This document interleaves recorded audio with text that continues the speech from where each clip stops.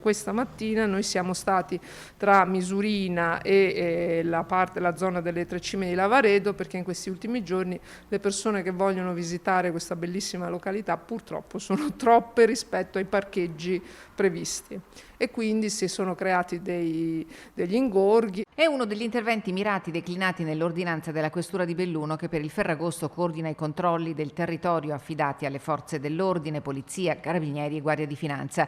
Flusso veicolare intenso stamattina in direzione nord alla vigilia della festa clou dell'estate. Disagi in particolar modo sono rilevati nel solito imbuto fra la tangenziale di Agordo e Cencenighe, sulla 203 a Gordina e sulla 51 di Alemagna. Ovviamente ci sono da una parte i controlli anti-Covid, dall'altra parte i controlli sul settore traffico e congestione delle nostre complicate strade. Per quanto riguarda il traffico, quest'anno dal mese di luglio in provincia nei fine settimana i controlli sono stati rivolti alla circolazione motociclistica sulle strade che attraversano i passi dolomitici, anche d'intesa con i commissariati del governo di Bolzano e Trento e la prefettura di Sondrio. 37 complessivamente le pattuglie delle forze di polizia impegnate, comprese le polizie locali di Ponte nelle Alpi e di Val di Zoldo, per un totale di 231 motociclette controllate e 32 verbali di accertamento di violazione del codice della strada.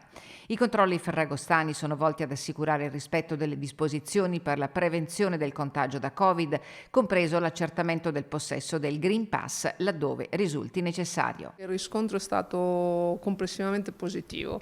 Mi citava l'altro giorno una signora che persino all'interno di un istituto di estetica, la prima cosa che gli è stata controllata è stato il Green Pass. Questo a significare che generalmente in questa provincia il rispetto delle norme è direi quasi assoluto.